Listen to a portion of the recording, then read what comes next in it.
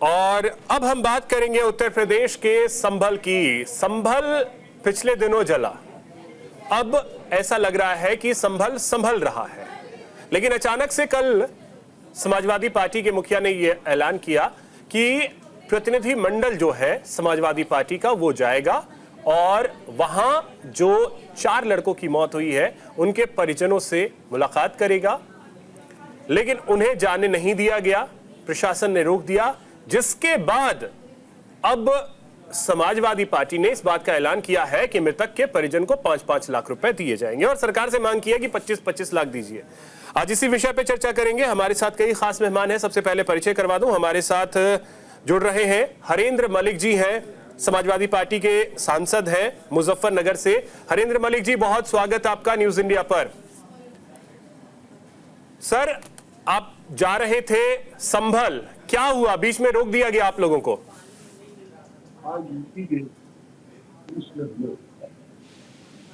तो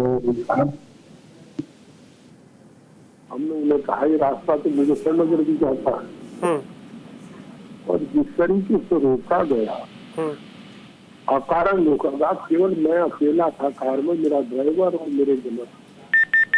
सोचो कि सरकार की है, मैं तो अकेला ही। और 1.5 घंटा हमको धूम में इसलिए खड़े रखा गया कि उनके साहब आएंगे, एसीपी साहब, और तब वो हमसे बात करेंगे, इसके बात करेंगे। हमने कहा अगर आपने हमें डिटेल किया है तो जहाँ नहीं करना वहाँ रोक लो। वहाँ लोगों को ऐसी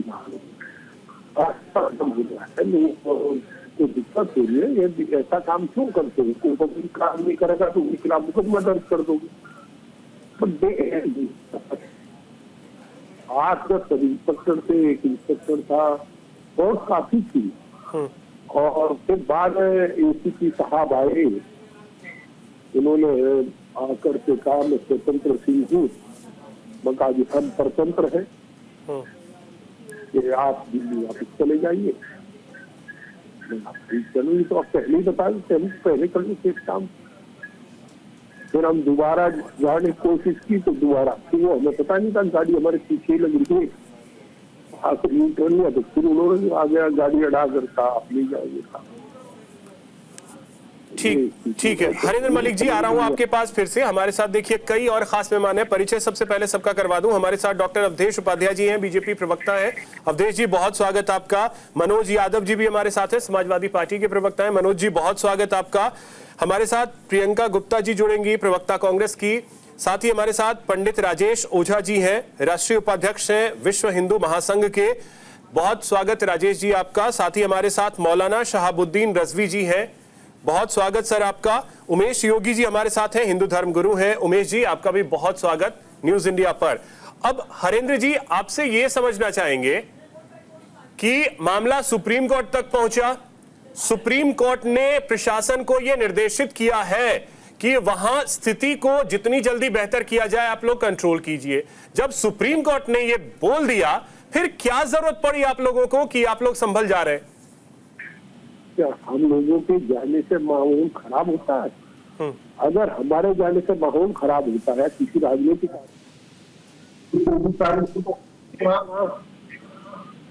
हम पब्लिक के आदमी है यार, थोड़ी हम एमपी है नहीं ऐसे, थोड़ी हम नागरिक तो है। हम नागरिक होने के नाते संवेदनशीलता रखते हैं। अगर ठीक कोई बात की है, हम जाकर के प्रशासन से, स्थानीय प्रेस से और स्थानीय लोगों से बातचीत करते हुआ क्या था, ताकि हम लोग सरकार को बता सके ये खामी थी और आगे भविष्य में ऐसी घटनाएं ना हो। हम कुछ एक्शन तो ले नहीं सकते। हम तो जो सूचना हमें मिलती है हम अपने आदरणीय राष्ट्रीय अध्यक्ष जी को देते अपना रिपोर्ट, और प्रेस में आती उसे सरकार को मदद मिलती देखने की। अच्छा, फिर हमको ये मना नहीं करे आप उन्हें भी नहीं दीजिए। देखिए प्रशासन स्पष्ट है, आप केवल उसके सहारे नहीं रह सकते। ये प्रशासन का कहना कि हमें केवल इसलिए रोक दिया जा ना जा, ऑलरेडी सुप्रीम कोर्ट के आदेश का हम सम्मान करते हैं, परंतु 24 तारीख को तो हम नहीं थे वहाँ। 24 तारीख को लॉलेसनेस हुई। और देखिए अगर पूरे घटनाक्रम को आप देखो तो प्रशासन का क्षमा योग्य अपराध नहीं है।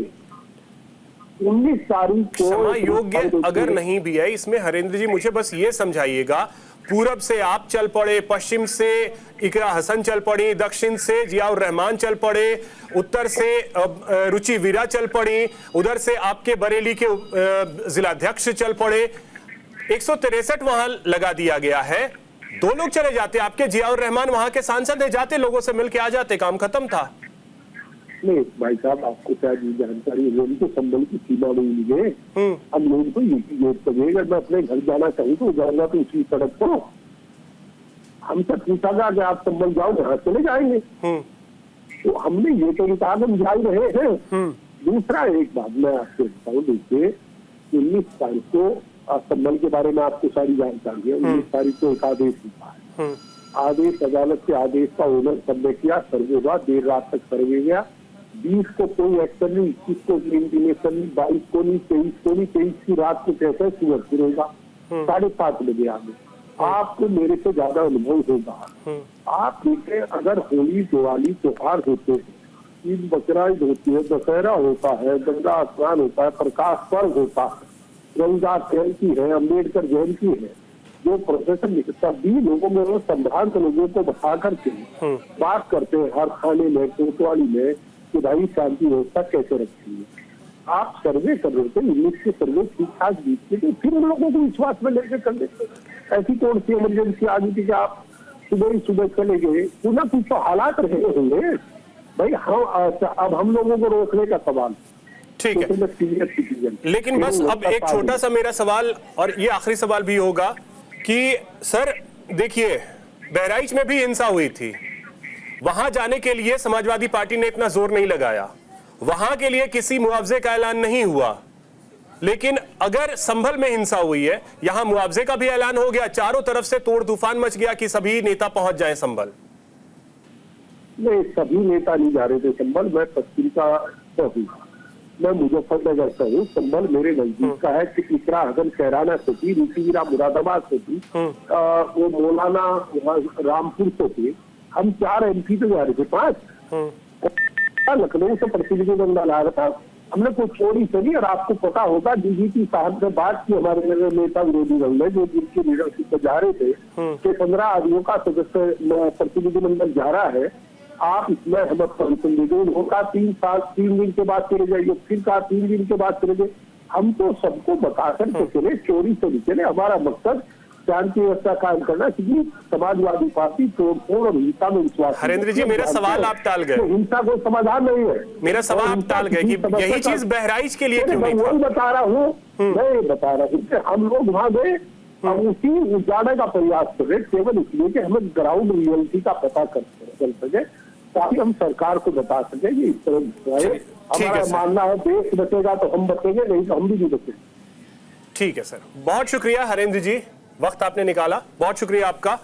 और चलिए अब वापस चर्चा की ओर रुख करते हैं। अवधेश उपाध्याय जी, आपने सुना होगा हरेंद्र मलिक जी को, जिनका यह कहना है कि वो जाना ही तो चाह रहे थे, लेकिन आप लोगों ने रोक दिया, बीच रास्ते में जाने ही नहीं दिया।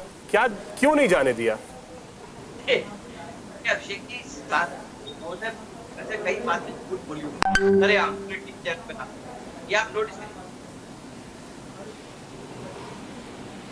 अवधेश जी बोलिए। हाँ आ रही है, बोलिए।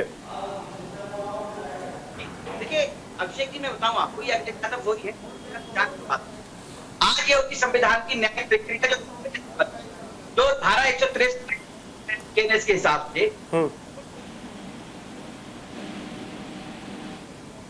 कर रहे हैं, और उसी संबल जाने की बात कर रहे हैं। इतना बड़ा दोगला कोई होगा दर्शक समझ रहे होंगे आप। इस अभी साथ कह रहे थे मुजफ्फरनगर पास है, गूगल पे कितना डिस्टेंस मुजफ्फरनगर का देख लीजिए, पता चल जाएगा। ये केवल गुमराह करना चाहते हैं। आज यदि वह धारा 163 लगी हुई है, ठीक है, यदि उसका कोई उल्लंघन करता है तो उसके ऊपर 223 तरह के हिसाब से कार्रवाई की जाएगी। यदि इनके ऊपर कार्रवाई तो वह मचाई 223 लगा दी करी, पकड़ लिया गया, ये हो गया। अरे क्या है भाई, शांति चाहते हैं, बिगाड़ना चाहते हैं।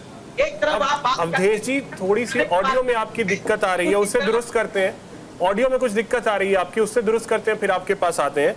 तब तक उमेश योगी जी आपसे एक प्रतिक्रिया चाहेंगे। संभल में ऐसी स्थिति क्यों बन रही है? देखिए एक और चीज है, संभल में अगर ये स्थिति बनी, वहां आपको बनारस की घटना याद होगी। बनारस में एक कॉलेज में जाकर के अब वक्फ बोर्ड ने अपनी तरफ से ये कह दिया कि ये हमारा हिस्सा है। देखिए, जो संभल का मामला है वो एक धार्मिक स्थान का मामला है। वहां पर अगर कोई धर्मगुरु या धार्मिक मामलों के व्यक्ति जाएं तो एक लाजमी बात है, एक लॉजिकल है। लेकिन अगर पॉलिटिकल लोग वहां जाना चाहते हैं तो बिल्कुल स्पष्ट है कि वो लोग किस मंशा से जाना चाहते हैं और जाने का परिणाम क्या हो सकता है वो सबको पता है। तो ये अस्थिरता और वायलेंस डेवलप करने वाले जो कॉन्सेप्ट है, इसको पूरा पॉलिटिकली एजेंडा बना रहे हैं। ये बिल्कुल सही है, सबको पता है, और हिंदू को ही नहीं मुसलमान को भी पता है, और पूरे देश के हर जो धर्म से इत्तेफाक रखता है या जो धर्म से इत्तेफाक नहीं रखता उसको भी पता है कि जो संभल का मामला है वो मस्जिद मंदिर थी, और मंदिर को मस्जिद में अगर परिवर्तित किया गया तो धार्मिक मामले के लोग और कोर्ट के लोग उसको निपटाएंगे। अब इसमें जो पॉलिटिकल पार्टी के लोग अपना पॉलिटिक्स करना चाहते हैं, ये तो सरासर गलत है। और मैं ये चाहता हूँ और मैं निवेदन भी करना चाहता हूँ उस कौम से कि इस देश के प्रगति के लिए वो मंदिर को वापस कर दें। इतना छोटा सा मामला है, इसको नहीं, वो तो कोर्ट डिसाइड करेगा ना, वो तो कोर्ट डिसाइड करेगा। कोर्ट के बाहर भी डिसाइड कर सकते हैं। अगर इस देश के नागरिक जैसे हिंदू हैं, नहीं तो कोर्ट के बाहर हर मस्जिद के नीचे अगर यही चीज ढूंढते रहेंगे तो फिर देश विकास कैसे करेगा? नहीं, 4 लाख मंदिर अगर तोड़े गए, और अगर हिंदू जो 4 लाख मंदिर हम लोग नहीं मांग रहे अभी, हम तो केवल ये मांग रहे हैं कि जैसे अयोध्या में राम आए, भगवान आया, मथुरा में भगवान आया, काशी में भगवान शिव का जो हमारा आस्तिक प्रतीक है, जो संभल है, संभल हमारा धाम इसलिए है कि भगवान आएगा, कल की अवतार भगवान आएगा। बाकी जो हमारे अन्य हैं उनका हम लोग इतना बड़ा मुद्दा नहीं बना रहे। लेकिन अगर ऐसी स्थिति रही तो हिंदू समाज अपनी पहचान बनाने के लिए, अपनी अस्मिता बचाने के लिए पंडित राजेश ओझा जी, मतलब क्या अब इस पे सियासत ज्यादा हो रही है? क्योंकि मामला कोर्ट का है, प्रशासन का है, और इसमें अब सियासत ज्यादा हो रही है। देखिए अभिषेक भाई, बात बड़ी गंभीरता की है। जब कोई चीज कोर्ट में चली जाती है, अब मैं पूर्व में थोड़ा चलना चाहता हूँ कि 1529 की स्थिति आती है, जब बाबर वहाँ गए और वहाँ संभल में गए थे। उस समय उन्होंने देखा कि बहुत ही हरिहर का भगवान विष्णु का ये मंदिर था। उस मंदिर को उन्होंने तुरंत अपने मंत्री को बताया कि इसको 1526 से लेकर 1530 के बीच में मंदिर को स्थानांतरण कर मस्जिद में परिवर्तन कर दें। 1920 तक ASI के अंडर में था, जो बार बार वहाँ देखते थे। और स्टील का और हरिहर मंदिर जो था, इसमें 68 तीर्थंकर थे मूर्तियों का, और वहाँ 19 कूप थे, कुआं उसके चारों तरफ। उसको इन लोगों ने डिस्टर्ब किया। डिस्टर्ब करने के बाद, क्योंकि जिसकी शासन सत्ता होता है उस समय उनका आक्रांता का ऐसा समय चल रहा था, जो कहते थे उस कार्य को कर देते थे। उन्होंने उस कार्य को किया। अगर कोर्ट ने, हमारे सनातन धर्म के अनुयायियों ने अपने हरिहर, जबकि स्कंद पुराण के 10वें स्कंद में कहा गया है कि कलिक अवतार जो होगा संभलपुर गांव हरिहर क्षेत्र में होगा, और वहां भगवान विष्णु का मंदिर था। उस मंदिर को तोड़ करके सनातन धर्म यही तो कह रहा है, ASI ने यही तो कहा है कि हमारे जो वकील हैं, हमारा जो कोर्ट है, ये कहता है कि भाई यहाँ पर पहले मंदिर था, और उस मंदिर को तोड़ करके मस्जिद किया। जबकि मंदिर के सामने अगर देखते हैं तो हिंदू बेल्ट है पूरा आपका, और मंदिर का अगर पीछे देखते हैं तो वहाँ मुस्लिम परिवार है। तो अगर वहाँ कोर्ट ने कोई आदेश किया 19 तारीख को, 24 का अगर वहाँ ASI जाकर के सर्वे कर रहा है, तो इनको क्या आवश्यकता पड़ गई? ऐसा विवाद क्यों किया? ये तो विवाद इसलिए कर रहे हैं कि किसी भी प्रकार से हम इसको उलझाएं। जहाँ कोर्ट की बात आती है या धर्मावलंबियों की बात आती है, वो पुराण जब किसी चीज को वहाँ पर बता रहा है कि ये सारी चीजें हैं, उसको मानना पड़ेगा।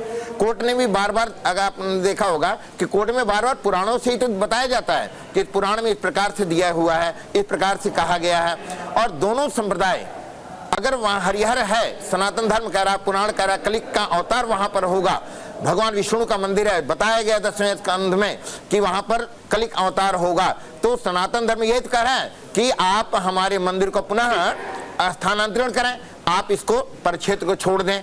अब जो अगर कोर्ट वहां डिसीजन दे रहा तो इन हमारे मुस्लिम समुदाय के जो भाई लोग हैं, मुस्लिम समुदाय है, इनको विवाद करने की आवश्यकता नहीं है। दूसरी बात, दुर्भाग्य की बात है कि अगर वहां हमारे सरकारी कर्मचारी और कोर्ट के लोग जाते हैं सर्वे करने के लिए, तो बार बार जब जाते हैं तो ये लोग एक वायलेंस बना देते हैं, एक ऐसा माहौल बना देते हैं जिसके कारण शहाबुद्दीन जी, जो स्थिति इस वक्त आप संभल की देख रहे हैं, और अब इसमें समाजवादी पार्टी के आज कई नेताओं को आपने देखा होगा कि प्रयास कर रहे थे संभल जाने की।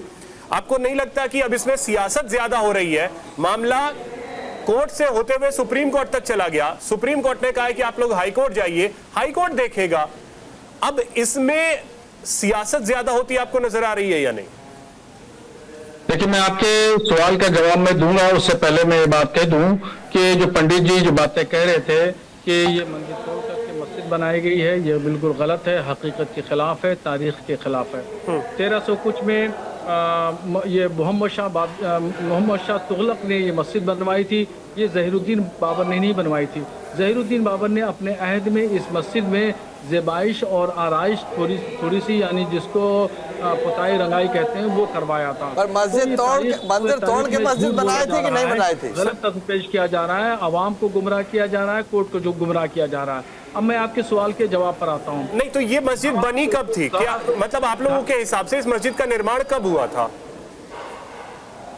ये 1300 कुछ में हुआ था, मोहम्मद शाह तुगलक ने कराया था, ज़हीरुद्दीन और ये मीर बेग ने 1529 में करवाया था। ये थियरी गलत है, गलत बताई जा रही है, नहीं, हकीकत के खिलाफ बताई जा रही है तारीख। ये मस्जिद है, मंदिर तोड़कर नहीं बनाई गई ये मस्जिद। नहीं, मैं सिर्फ ईयर कंफर्म कर रहा हूं, क्योंकि 1529 में मीर बेग ने बनवाया था बाबर के कहने पे। ये थियरी क्या गलत है? हाँ, ये गलत है। नहीं, क्या नाम है, बाबर के कहने पे नहीं बनी थी, बाबर से पहले से मोहम्मद शाह तुगलक के जमाने की बनी हुई मस्जिद है। मोहम्मद और ज़हीरुद्दीन बाबर ने सिविल में। ठीक है सर, एक छोटे से ब्रेक के लिए मैं रुक रहा हूँ, ब्रेक के बाद लौटता हूँ, उसके बाद फिर आपके पास आता हूँ। एक छोटे से ब्रेक के लिए रुक रहे हैं। ब्रेक के बाद एक बार फिर से आप सभी का स्वागत है। शहाबुद्दीन जी बात पूरी कीजिए, उसके बाद फिर मैं मनोज जी के पास जाता हूँ। आपके सवाल का जवाब ये है कि देखिए, धारा 144 जिसको अब 163 कहते हैं, तो 163 जब लागू है और सुप्रीम कोर्ट ने अमन बहाली के लिए, शांति के लिए जिला प्रशासन को हिदायतें जारी की हैं, तो ऐसी कंडीशन में अब वहां जाने की ज़रूरत नहीं है। सियासी मामलात को वहां पे और ज़्यादा रंग आमेजिश करना और उभारना ये बेहतर नहीं है, हालात के लिए बेहतर नहीं है। जब भी कोई भी मेंबर पार्लियामेंट हो या कोई भी सियासी रहनुमा हो, अगर ऐसे ज्वालामुखी माहौल में जाता है तो 150 लोग इकट्ठा होते हैं, जिंदाबाद मुर्दाबाद के नारे लगते हैं और हालात ख़राब होते हैं। तो इस तरीके से ऐसे माहौल में वहाँ जाने की ज़रूरत नहीं है। और जो आज जोर आजमाइश समाजवादी पार्टी ने की है, ये फजूल की जोर आजमाइश है। हालात जब नॉर्मल हो जाए और सुकून इत्मीनान हो जाए, वहाँ पर दिनचर्या लोगों की अच्छी हो जाए, उसके बाद जाके आप मिलिए, कोई आपको नहीं रोक रहा है। बिल्कुल। मनोज यादव जी, अगर जिला पुलिस प्रशासन अगर भेजता है तो सियासी लोगों के बजाय मजहबी रहनुमाओं को भेजना चाहिए। हाँ, प्रशासन अपने हिसाब से वो तय करेगा।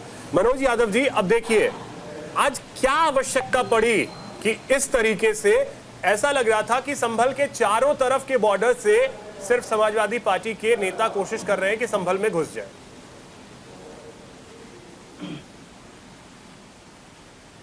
और निश्चित तौर पे आपका सवाल बड़ा वाजिब सा आ गया, क्योंकि इतने लोगों ने इतनी बातें कह दी। योगी आदित्यनाथ बहराइच में कोई पीड़ित होता है तो मुख्यमंत्री होते हुए वो उसने कार्यालय में बुला के उसके परिवार से मिल लेते हैं। चाहे मिलने भाई ना मिलता तो मिलने योगी आदित्यनाथ, मतलब योगी आदित्यनाथ की पार्टी के अगर किसी की डेथ हो जाए तो उसके परिवार को मिलके सब चीज कर लिया जाए। लेकिन समाजवादी पार्टी के अगर समर्थक नहीं है और उनके 5-5 लोगों की जान चली जाए तो समाजवादी पार्टी हफ्ते 10 दिन बाद भी अपना डेडिकेशन नहीं दे सकती। बकौल उत्तर प्रदेश के डीजीपी, बकौल उत्तर प्रदेश के प्रमुख सचिव गृह, सबसे हमारे नेता प्रतिपक्ष माता प्रसाद पांडे जी की लगातार बात हो रही थी। वो जब हमको टाइम दे रहे थे उस हिसाब से हम अपनी तैयारी कर रहे थे। जाना चाहिए सबसे पहले था, और इतना टाल के फिर आज तक दिन मिला और आज भी जाने नहीं दिया। क्यों नहीं जाने दिया भाई? तानाशाही से लगी क्या? और जितनी पुलिस आपने यहाँ पे इन नेताओं को हाउस अरेस्ट करने में, रास्ते में रोकने में लगाई है। इससे आधी भी पुलिस आपको अगर मौके पे खड़े कर देते तो सारे प्रोग्राम हो जाते, सारे लोगों से मुलाकात हो जाती, उनके दुर्दर्द में हम शामिल हो लेते। और अभी एक बात आपने बड़ी अच्छी हमारे माननीय सांसद जी से पूछी थी, उन्होंने तो नहीं जवाब दिया, लेकिन मैं जरूर जवाब दूं। बहरहाल में हमने पैसा नहीं दिया था। बहुत अच्छा आपका सवाल है। आप भी एंगल लाना चाहते थे कि समाजवादी पार्टी मुस्लिमों की हितैषी है, यही एंगल ढूंढ रहे थे आप और आपके। मैं एंगल नहीं लाना चाहता, आपने खुद ही बोला कि वो हमारे सपोर्ट, हमारे वोटर्स हैं, तो हम, ये तो आप खुद बोल चुके हैं। मैं क्यों बोलूंगा सर? आप बहराइच भी जाते, आप संभल भी जाइए, आप सभी जगह जाइए, हम थोड़ी ना रोक रहे हैं। थोड़ा सा कर रहे हैं आप लोग ने घटना घटित हुई थी जिसमें 138 से 39 लोगों की जान चली गई थी। समाजवादी पार्टी ने, क्या वो मुसलमान थे क्या? समाजवादी पार्टी ने हर परिवार को 1-1 लाख रुपए दिए, यानी कि 1,39,00,000 रुपए समाजवादी पार्टी ने अपने फंड से दिए।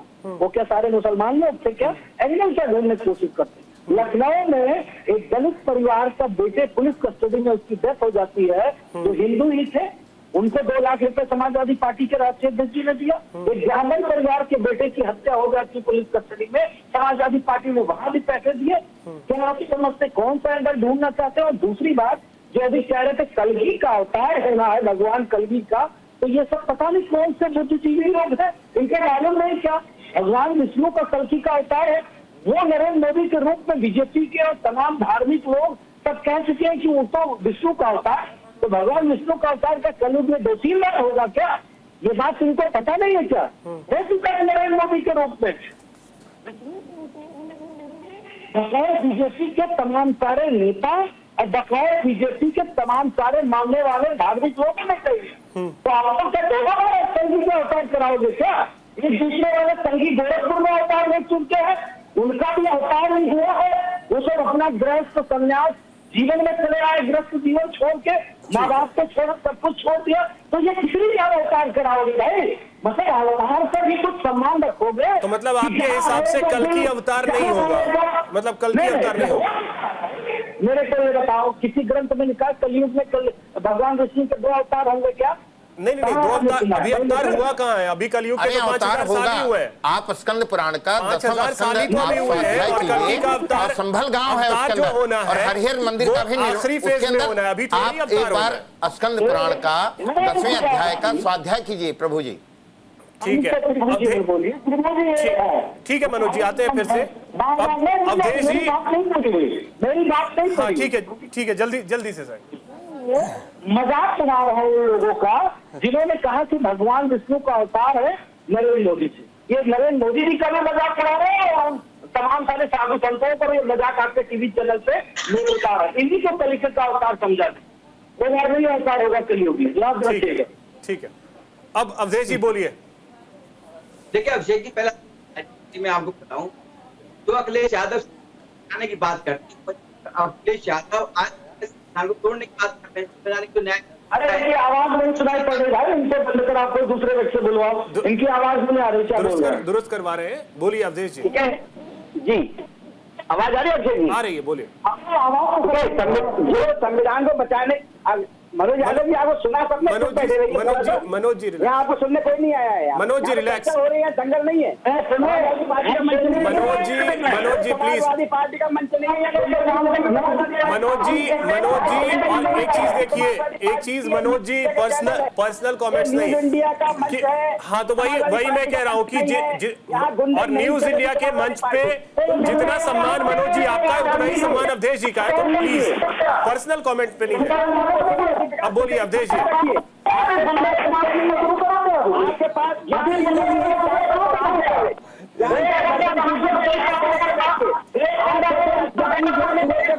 मनोज जी, आधार में बात करना नहीं आती, चर्चा करने नहीं आती, करना छोड़ दीजिए। आप आपकी बच्ची नहीं है, आधार पर डिबेट कीजिए, जी। मनोज जी रिलैक्स, सुन लीजिए, आप रिप्लाई कर लीजिएगा। लाल टोपी पहन के जो है ना, ये वो दिखाइए अपनी एकड़ी, मनोज जी मत दिखाइए चैनल पर। मनोज जी रिलैक्स, समझ आई बात? समझ अवधेश जी बोलिए। खोल कर आँख खोल के समझ गए? तमीज सीखिए, डिबेट करने की कैसे करते हैं डिबेट। अवधेश जी बोलिए। ज्ञान बढ़ाइए, बात करने का सारे वेदों में लिखा हुआ है। मनोज यादव जी, आप जब बोल रहे थे वो सुन रहे थे ना, आपके बीच में वो बोल भी नहीं रहे थे, तो इस चीज का तो कम से कम सम्मान कीजिए कि जब आप बोल रहे थे वो नहीं बोल रहे थे। अब वो बोल, अभिषेक जी, ये अज्ञानी की पहचान होती है कि वो मनोज यादव जी जब आप बोल रहे थे वो सुन रहे थे ना, ये अज्ञानी की पहचान है। जिसमें ज्ञान नहीं होता वो बीच में कूदने की कोशिश करता है। चलिए अवधेश जी के ऑडियो को आप करिए, बाकी सारे ऑडियो डाउन, सिर्फ अवधेश जी के ऑडियो को आप रखिएगा। अभिषेक जी, मैं ये बताना चाह रहा हूँ, अखिलेश यादव जी जो संविधान को बचाने की बात करते हैं, आज वो संभल जा रहे हैं। उसी संविधान की जो न्याय प्रक्रिया चल रही है संभल में शांति बनाए रखने के लिए, उसको तोड़ने का काम अखिलेश यादव कर रहे हैं अपने नेताओं के साथ मिलकर। अभी सरेआम उनके जो सांसद बैठे थे आपके चैनल पे, हरेंद्र मलिक जी, वो कह रहे थे, झूठ बोल रहे थे कि मुजफ्फरनगर संभल के पास है। अरे भाई, संभल से 186 किलोमीटर दूर है मुजफ्फरनगर, 4 घंटे लगते हैं, और मुजफ्फरनगर से 4 घंटे दिल्ली के लगते हैं। तो भाई साथ क्या कौन है, दिल्ली है कि संभल है? इतना झूठ बोलते हैं, यही झूठ इनका जो है देश में अशांति फैलाने का काम करता है। आज एक बार बताइए, आज इनको याद आ रहा है संभल का? अरे भाई, आपको जाना था, आप 19 तारीख को जाते, आप 24 तारीख को जाते, आपको पता तो सब था, क्योंकि आपके सांसद ने ही भड़काया दंगा, और आपके कहने पे ही भड़काया होगा। ऐसा तो है नहीं वो अपने आप अपनी मर्जी से भड़काया लोगों को। अखिलेश यादव की शय पर दंगा भड़काया गया संभल में, और इसकी जो FIR होनी चाहिए अखिलेश यादव के खिलाफ भी होनी चाहिए, क्योंकि समाजवादी पार्टी तो अवधेश जी, तो फिर क्यों नहीं हो रहा? अगर जियाउर रहमान पे FIR हो सकता है तो फिर अगर ये है तो अखिलेश यादव पे भी कीजिए। बिल्कुल बिल्कुल होनी चाहिए। अभिषेक जी देखिए, एक बार बताइए, जियाउर रहमान अकेले अपने दम पर नहीं कह सकता, मुझे पता है ये वाली बात। अखिलेश यादव जी ने उकसाया, अखिलेश यादव जी ने ये दंगा भड़काने का काम किया है। और ये सुनो, उसके पीछे एक राज और है, जो यूपी उपचुनाव में इनकी करारी हार हुई है ना, उसकी जो बौखलाहट इन्होंने संभल को जलाकर दिखाई। आज ये कह रहे हैं कि संभल में जो दंगाई है, इसमें अवधेश जी ये प्रशासनिक फेलियर है ना, फिर ये प्रशासनिक फेलियर है। अगर वो अपने इस तरीके के मंसूबे में अगर कोई कामयाब हो रहा है तो फिर ये प्रशासनिक फेलियर है। अभिषेक जी, इसे आप प्रशासनिक फेलियर नहीं कह सकते। अगर प्रशासन नहीं होता, पुलिस प्रशासन नहीं होता, तो बहुत बड़ी अनहोनी भी हो सकती थी संभल में, ये बात ध्यान रखिएगा। वो तो प्रशासन अच्छा था, लॉ एंड ऑर्डर अच्छा है उत्तर प्रदेश का, इसलिए अनहोनी होने से बच गई। लेकिन आप देखिए दुर्भाग्य, जो दंगाई थे, जो पुलिस प्रशासन को मारने की कोशिश कर रहे थे, उनका पथराव कर रहे थे, अखिलेश यादव जी उनको इनाम दे रहे हैं। इसका मतलब आप पुलिस प्रशासन को मारो तोड़ो, आपको इनाम कौन देगा? अखिलेश यादव जी देंगे। ठीक है, स्वामी हो चुका है। ठीक है सर, अखिलेश यादव उमेश योगी जी चलाने का काम कर रहे हैं। ठीक है अवधेश जी, उमेश योगी जी, क्या मतलब जो हिंसा हुई वो जानबूझ करके करवाई गई? क्योंकि पहले दिन जो सर्वे हुआ 19 तारीख को बहुत शांतिपूर्वक हुआ। इवन मैंने वहां के विजुअल्स देखे, वहां की महिलाएं तक भी कह रही थी, मुस्लिम महिलाएं, मैं कोट कर रहा हूं, मुस्लिम महिलाएं कह रही थी होने दो सर्वे, दूध का दूध पानी का पानी हो जाएगा, हमें कोई आपत्ति नहीं, ये मुस्लिम महिलाएं कह रही थी।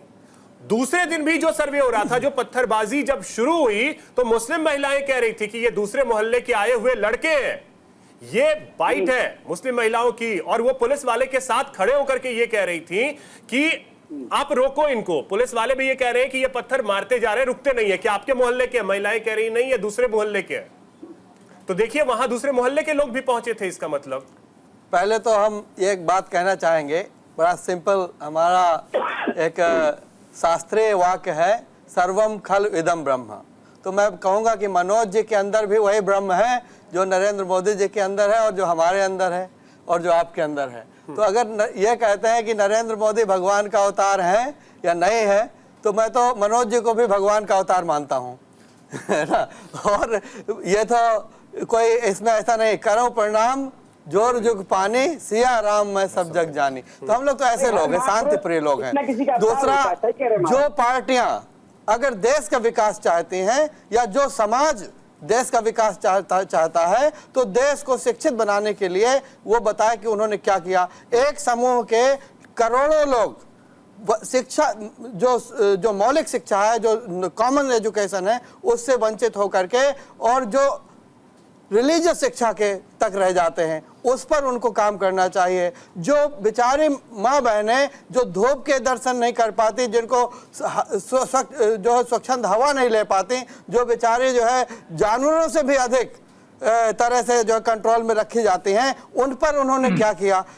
तभी देश का विकास होगा जब देश के हर नागरिक का विकास होगा। इसमें किसी हिंदू मुसलमान की बात नहीं है। बात यह है कि अगर देश को विकसित बनाना है तो हर व्यक्ति को विकसित बनाना पड़ेगा। उसके लिए हर व्यक्ति को स्वतंत्रता और हर व्यक्ति की शिक्षा पे काम करना पड़ेगा। दूसरा ये बात है, वहाँ राजनीति करिए। अगर संभल में कोई हिंदू समाज ये कहता है कि हम कोर्ट की बात मानने को तैयार हैं, आप सर्वे करा लीजिए, साइंटिफिक चीजें जहां जहां आपको कराना है वो करा लीजिए। और ये मंदिर था और हमारी आस्था का सवाल है, यहाँ भगवान आएंगे, हमें मंदिर वापस कर दीजिए, तो इसमें कोई विवाद नहीं है। और मैं इस देश के अनेकों लाखों करोड़ों मुसलमानों को जानता हूं और वो हमको मिलते हैं, हम लोग संवाद करते हैं, वो ये चाहते हैं कि ये विवाद ना हो। केवल ये राजनीतिक लोग जो है बाहर के लोग बुला करके पत्थर फेंकवाते हैं, जो लोकल लोग नहीं चाहते कि जो है, तो ये राजनीतिक बातें हैं। इससे देश का विकास नहीं होने वाला। देश के लोग जानते हैं कि इस तरह के लोगों को कहां और क्या स्थान देना चाहिए। आज कांग्रेस की हालत क्या है और आज समाजवादी की पार्टी की हालत क्या है, ये समाजवादी और कांग्रेस को क्या ये वाकई में स्थिति है जैसा स्वामी जी कह रहे थे कि ना तो इससे हिंदू समाज को लेना देना है ना मुस्लिम समाज को लेना देना है? कुछ जो इस तरीके के ठेकेदार हैं हमारे समाज में जिनकी वजह से ये हिंसा भड़कती है, क्योंकि हर एक हिंदुस्तानी नागरिक की बस यही मंशा है कि जो हमारा संविधान कहता है, जो हमारा कोर्ट कहता है, हम उसे मानेंगे। देखिए, सनातन धर्म के जितने भी अनुयायी हैं उन्होंने न्यायालय के ऊपर विश्वास किया है और न्यायालय की ही बात को मानते हैं। और संभल के कार्यक्रम में वहाँ के डीएम ने या कोर्ट ने जब ये धारा 163 लगाने के बाद उन्होंने इसी प्रकार से लगाया था कि अनैतिक रूप से यदि कोई भीड़ आती है या कोई राजनेता आते हैं तो अनेकों प्रकार के विवाद उत्पन्न होते हैं, और ये विवाद ना उत्पन्न हो, दोनों ही समन्वय की तरीके से सरकार का जो काम है वो सरकार अपना काम कर रही है। वहाँ शांतिपूर्ण, जब कोर्ट ने कहा कि हर कार्य को शांतिपूर्ण करना है और शांतिपूर्ण करने के लिए तो वहां किसी भी नेता को चारों दिशाओं से जाने की आवश्यकता नहीं है। यदि वहां जाना है तो डेलीगेशन आपको लेके जाना है, या वहां के जो सांसद हैं और सांसद आदि जो भी जाना चाहते हैं तो वहां के जो डीएम है या जो वहां के ऑफिसर्स हैं उनसे बात करें। और शांति प्रतिबिंब के लिए अगर जाना चाहते हैं तो अकेले आप जा सकते हैं। आपको बहुत सारे लोगों को ले जा करके वहां अनेकों प्रकार की बातें उत्पन्न करने की आवश्यकता नहीं है, क्योंकि कोर्ट का भी मान और सम्मान और वहां पर शांति सदैव बना रहे, इसका विशेष ध्यान देने की बात है। ठीक है मौलाना साहब, अब आपके पास आते हुए और समझते हुए यही सेम सवाल ही आपसे होगा कि आम पब्लिक को इससे कोई लेना देना नहीं है, क्योंकि मैंने खुद मुस्लिम महिलाओं को बोलते हुए सुना है कि सर्वे हो जाने दीजिए, हमें कोई दिक्कत नहीं है, सब दूध का दूध पानी का पानी हो जाएगा। पत्थरबाजी हो रही थी और वो मुस्लिम महिलाएं प्रशासन के साथ, पुलिस के साथ खड़ी थीं कि इन पत्थरबाजों को आप यहां से भगाओ क्योंकि ये यहां के नहीं है। देखिए, जो कुछ हुआ वहां पर वो तो काबिले अफसोस ही है। और सर्वे से पहले दिन की बात आप जानते ही हैं। पहले दिन का सर्वे आपने खुद ही बताया कि सर्वे वहाँ बहुत अच्छे से हुआ, क्योंकि उसकी वजह ये थी कि वहाँ मस्जिद इंतजामिया कमेटी, मुतवल्ली और इमाम साहब को भरोसे में लिया था, एतमाद में लेकर के सूचना दे करके सर्वे किया गया। उस दिन कोई प्रॉब्लम नहीं हुआ। उसके बाद जब सर्वे होता है तो 7 बजे जब लोग जाते हैं सर्वे करने के लिए तो वो इन्फॉर्मेशन नहीं देते हैं। मुतवल्ली को, मस्जिद के इमाम को पता नहीं होता, ये अचानक हो जाता है। फिर उसके बाद में कुछ लोग ऐसे भी होते हैं माहौल को खराब करने वाली बात। ये बात इसमें कमेटी को पता था, सदर को पता था। नहीं, सदर का खुद बयान है, सदर कमेटी के सदर का खुद बयान है। वो खुद कहते हैं कि बताया नहीं गया और अचानक सर्वे करने के लिए आ गए। सूचना दी गई थी, सूचना के अनुरूप ही वहां जय श्री राम के नारे लगाए गए। तो जय श्री राम के जब नारे लगाए गए तो देखिए सर्वे करने जा रहे हैं, वहाँ अब धार्मिक नारे लगा रहे हैं। इस देश में जय श्री राम के नारे नहीं लगेंगे, क्या पाकिस्तान में लगेंगे? जय श्री राम के नारे लगाए। क्या कोर्ट ने ये भी कहा था सर्वे करने के लिए जाइए, जय श्री श्री राम के नारे लगाइए, तो कोर्ट ऐसा तो ऑर्डर नहीं कर सकती, ना कोई ऐसा आदेश कर सकती है कि सर्वे कराइए और जय श्री राम के नारे लगाइए। सर्वे करने के लिए जो लोग गए थे वो खुद जो है वो शर फैलाना चाहते थे, फसाद फैलाना चाहते थे, विवाद चाहते थे। इसी वजह से जानबूझ करके जो है वो जय श्री राम के नारे लगाए गए। मैं तो सब चीज फसाद जो है वो यहाँ से शुरू हुआ। स्वीकार कर लेता हूँ, ये सब चीज स्वीकार कर लेता हूँ, ये सब चीज स्वीकार कर लेता हूँ। अब ये सब होने के बाद क्या पत्थर मारा जाएगा? पत्थर मारा जाएगा? आप खुद बता दीजिए। अगर कोई जय श्री राम कहेगा तो पत्थर मारा जाएगा। ठीक है, आपके हिसाब से वो गलत था, पत्थर मारा जाएगा? हम पत्थर मारने का समर्थन नहीं करते हैं, ना हम इसको जायज मानते हैं। हम ये मानते हैं कि पत्थर जो मारना है ये गलत है, कानून को अपने हाथ में नहीं लेना चाहिए, कानून को अपने हाथ में नहीं लेना चाहिए। मगर सवाल वहां भी करिए ना, गाजियाबाद में वकीलों के लिए, गाजियाबाद में वकीलों ने जो कानून के रखवाले हैं, जो कानून के रखवाले वकील हैं, वकील लोग हैं, उन्होंने पत्थर मारे, वहां आपने सवाल नहीं किए, वहां वकीलों पे सवाल कार्रवाई हो रही है। और मैं ये जानता हूं कि मैं देश के भारत के किसी भी कोने में खड़े होकर के जय श्री राम बोल सकता हूं, आके वकालत कर रहे हैं। अब ये चीज जान लीजिए कि मैं हिंदू होने के नाते देश के किसी भी कोने में खड़े होकर के जय श्री राम बोल सकता हूं, और हमारे मुस्लिम भाई देश के किसी भी कोने में खड़े होकर के अल्लाह अकबर बोल सकते हैं।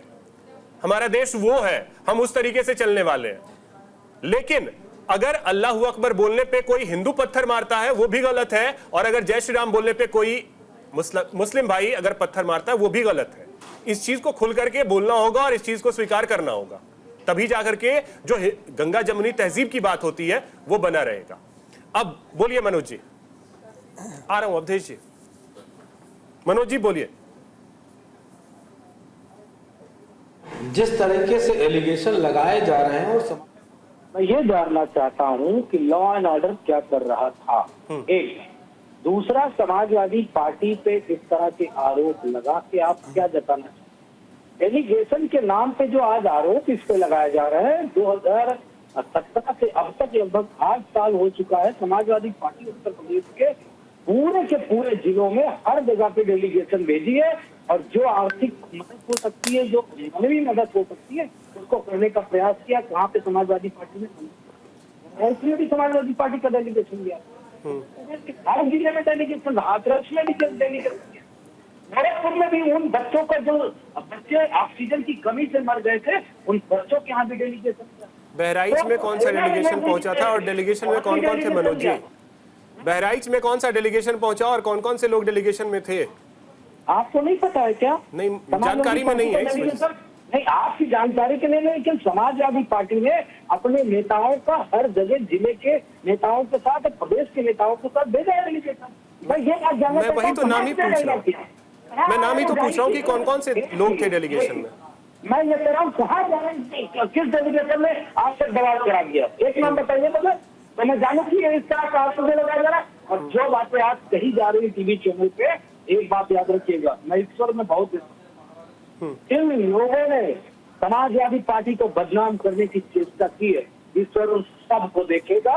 मैं ईश्वर से हाथ जोड़ के प्रार्थना करता हूँ, ऐसे क्या वो बाधा हो, चाहे किसी दल के लोग हो, उनको जरूर उनका श्राप देना और उनको सजा देना ईश्वर। क्योंकि अगर किसी नाजायज तरीके से किसी दल को बदनाम करने की कोशिश की, ये मैं ईश्वर से प्रार्थना कर रहा हूँ और लाइव कैमरा कर रहा हूँ। अगर गलत नहीं तो वही मैं भी पूछ रहा हूँ, बहराइच में जिस लड़के की मौत हुई थी उसको भी 5 लाख का मुआवजा का ऐलान होता तो मतलब अच्छा लगता।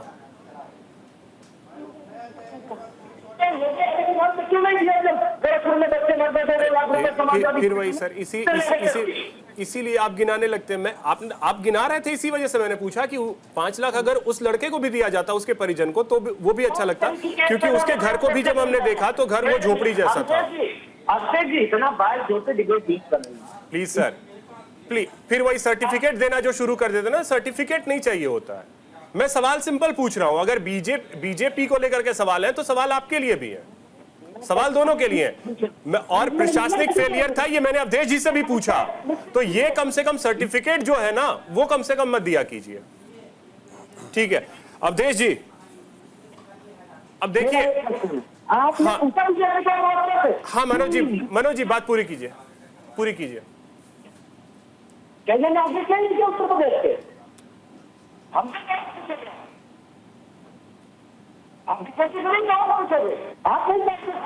अरे सर, एक सिंपल सा तो सवाल मैंने पूछा कि बहराइच वाले लड़के के परिवार को कितना मुआवजा दिया गया, सिंपल सा सवाल था जब मेरा। बहराइच जाने का समय था उस समय आप जाकर के वहां अगर इस प्रकार से अलाउंस करते कि हम 5 लाख 2 लाख 3 लाख या कुछ भी देते हैं तो शायद सभी लोगों का हृदय बड़ा होता है। जिस प्रकार से आज आपने कहा कि हम 5 लाख रुपए दे रहे हैं, वो बहराइच भी तो आपके क्षेत्र के अंदर आता है, बहराइच भी आपके उत्तर प्रदेश के अंदर ही आ रहा है भाई। सर फिर वही कह रहा हूं, अभी आपने कहा ना ईश्वर में मानते हैं, तो उसी ईश्वर में हम भी मानते हैं सर। जिस ईश्वर को आप मानते हैं ना, उसी ईश्वर को हम भी मानते हैं। और हम जानते हैं कि हमें सवाल पूछना है, हमें सवाल हर किसी से पूछना है। ये अधिकार हमें समाज ने दिया है और हम पत्रकारिता इसीलिए कर रहे हैं। और प्रशासनिक फेलियर को लेकर के बार बार पूछा जा रहा है कि प्रशासनिक फेलियर था, ठीक है, तो अब ये चीज नहीं और सर्टिफिकेट नहीं, ये तो मैं बार बार कहता हूं, सर्टिफिकेट नहीं। और सर्टिफिकेट अगर कोई देना चाहते वो हार्ड कॉपी भेजिए, घर में मैं टांग के रखूंगा, हार्ड कॉपी दीजिए। क्या हार्ड जो सर्टिफिकेट आप लोग बांटते हैं ना, सर्टिफिकेट, उसकी हार्ड कॉपी दीजिए, तो घर में सजा के रखेंगे। अवधेश जी देखिए, अब भले आप बार बार इस चीज को नकारें, लेकिन एक बड़ी सच्चाई है, चूक थी, चूक अगर नहीं होती तो इतनी बड़ी घटना नहीं होती। म्यूट कर दीजिए सबको, मैं आपका बहुत अच्छा जवाब देने वाला हूँ। देखिए, समाजवादी पार्टी का जो चेहरा है वो आपके सामने, आपको किस तरह से धमकाया जा रहा है, खुलेआम लाइव चैनल पे धमकाया जा रहा है। अरे नहीं सर, उनकी वो अपनी बात रख रहे थे, धमकी नहीं, मैं इस चीज को धमकी में नहीं लेता। बात नहीं होती, हम भी बात कर रहे हैं और भी बात कर रहे हैं, नहीं ऐसा नहीं होता है। हाँ। ये चर्चा हो रही है, ये कोई दंगल तो हो ना रही है, या एक को पटकना है, एक को ऊपर आना है। अरे चर्चा करनी है, तथ्यों के साथ आइए ना, ज्ञान लेकर आइए, पढ़िए, थोड़ा सा इतिहास पढ़िए, खगोलिए, तब आइए ना डिबेट में, तब मजा भी आएगा चर्चा करने में। चलिए छोड़िए, गूगल से डिबेट नहीं करिए भाई। देखिए, अभी मौलाना साहब एक बात कह रहे थे और ये बात जो है ना पूरी उसमें चल रही है देश में कि जय श्री राम के नारे लगे। अरे भाई, जय श्री राम के नारे कब लगे थे? जब पूरा सर्वे हो चुका था और तब वहां पे अल्लाह अकबर के नारे लग रहे थे, नारे तकबीर के नारे लग रहे थे। उसके बाद जो है, जो विष्णु जैन जी है और जो उनके साथी थे, उनको निकाला गया पतली गली से दूसरी तरफ से। जब वो वहां पर वो मायूस थे पूरी तरह से, उनको लग रहा था कि हमला ना हो जाए हमसे, तब कुछ लोगों ने उनका मनोबल बढ़ाने के लिए जय श्री राम के नारे लगाए थे। कब? जब सर्वे पूरा हो गया, उसको निकाला गया उनको, उसके बाद जब वो लौट कर आ रहे तब वो नारे लगे थे जय श्री राम के नारे। ये विष्णु जैन जी बस अवधेश जी, इसी पॉइंट पे तो मैं कह रहा हूँ कि प्रशासनिक फेलियर इसी पॉइंट पे तो हुआ है। प्रशासन फेलियर नहीं हुआ है। अब मैं बताऊं दूसरा, अभी लॉ एंड ऑर्डर की बात कर रहे थे। देखिए, लॉ एंड ऑर्डर किसे कहते हैं? इनका अभी कह रहे हैं जो दंगाई है, अखिलेश यादव जी उनको 5 लाख रुपए इनाम दे रहे हैं, और जो भारतीय जनता पार्टी की सरकार है, योगी जी सरकार उत्तर प्रदेश में, वो दंगाइयों के घर पे बुलडोजर चलवाती है, उनका कार्रवाई करवाते हैं, तो जेल के अंदर ठूसती है, उनके पोस्टर लगवाए जाते हैं दंगाइयों के। ये फर्क है लॉ एंड ऑर्डर में, समाजवादी चलिए ठीक है। और जय श्री राम के नारे को लेकर के अगर नैरेटिव बनाया जा रहा है तो जय श्री राम के नारे देश में लगाना गुनाह नहीं है, और ना ही अल्लाह अकबर बोलना गुनाह है। तो हर किसी का सम्मान है, चाहे वो हिंदू हो, मुस्लिम हो, सिख हो, ईसाई हो, और हर किसी को, इस देश के हर एक नागरिक को हमारे देश के संविधान और न्याय व्यवस्था को मानना पड़ेगा। बहुत शुक्रिया आप सभी का हमारे साथ जुड़ने के लिए और इस चर्चा में शामिल होने के लिए। फिलहाल इतना ही, नमस्कार।